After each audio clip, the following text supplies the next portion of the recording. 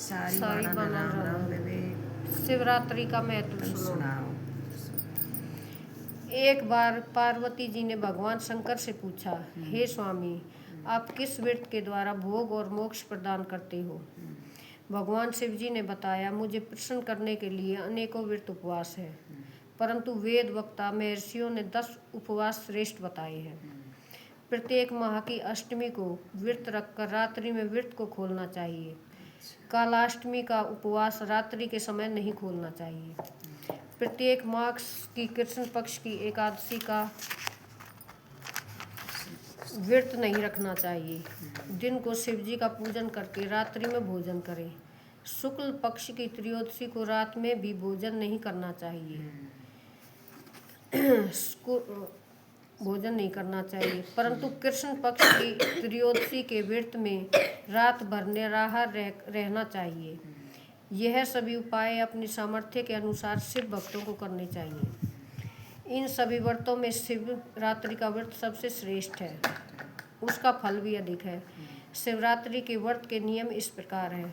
प्रातःकाल उठकर यथा योग्य नित्य कर्मों से निर्वृत्त होकर शिव मंदिर में जाना चाहिए। वहाँ पर भगवान शंकर को प्रणाम करके विधि पूर्वक पूजन करना चाहिए। इसके बाद उनसे प्रार्थना करें, हे नीलकंठ, मेरी इच्छा है कि आज शिवरात्रि के व्रत उपवास को धारण करूं, अतः आपकी कृपा से मेरी इच्छा पूर्ण हो, उससे कोई विघ्न न हो। काम क्रोध आदि शत्रु मेरा कुछ नहीं बिगाड़ सके, मेरी सब तरह से आप रक्षा करें। इतना कहकर शिव जी के सामने संकल्प ले और प्रतिज्ञा करें। रात्रि में पूजन की सभी सामग्री लेकर शिव मंदिर में जाएं। शिवलिंग शास्त्र सिद्ध होना चाहिए, उनकी प्राण प्रतिष्ठा शास्त्रों के द्वारा हो चुकी हो, ऐसे ही शिवलिंग का पूजन करना चाहिए। वहाँ सामग्री रखकर स्नान करके शुद्ध वस्त्र धारण कर पवित्र आसन पर आरूढ़ हो जाएं। फिर शिव पूजन का कार्य करें। शिव जी के भक्त को रात्रि के चारों पहर में पार्थिव लिंग की रचना करके 4 बार वेद विधि से पूजा करनी चाहिए। 108 बार शिव मंत्रों को बोलकर ज्योतिर्लिंग पर जलधारा चढ़ाएं।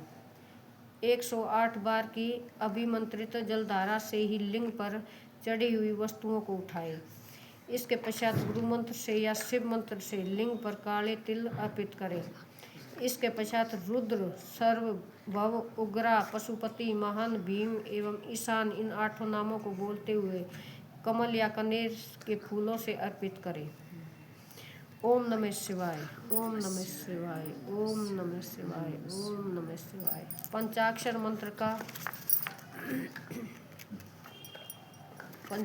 मंत्र का जाप करें। जप के पश्चात धेनु मुद्रा बनाकर निर्मल जल से शिवजी का तर्पण करें। धर्म के अनुसार ब्राह्मण को भोजन कराने का संकल्प लें। पूजन के फलों को शिवजी को अर्पित करें। इसके पश्चात विधि पूर्वक विसर्जन करें।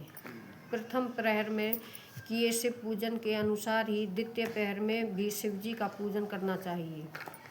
इसमें 216 शिव मंत्रों से जलधारा चढ़ाएं। प्रत्येक मंत्र को 2 बार बोलें। बेलपत्र आदि चढ़ाएं। खीर का नैवेद्य चढ़ावें। तीसरे पहर में प्रथम की तरह करें। इसमें केवल जौ की जगह गेहूँ रखें और पुष्पों में आग को पुष्प रखें। अनेक प्रकार के धूप दीप नैवेद्य अर्पित कर कपूर से आरती करें। यथाशक्ति ब्राह्मणों को भोजन कराने का संकल्प लें।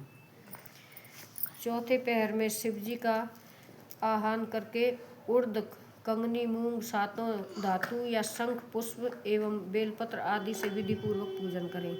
पके हुए फल और नैवेद्य अर्पित करें। दुगना जप करें और यथाशक्ति ब्राह्मणों को भोजन कराने का संकल्प लेकर सूर्य उदय तक उत्सव मनाते रहें। ओम नमः शिवाय, ओम नमः शिवाय, ओम नमः शिवाय, ओम नमः शिवाय, ओम नमः शिवाय। इसके बाद सूर्योदय होने पर स्नान आदि करके शिव पूजन करें।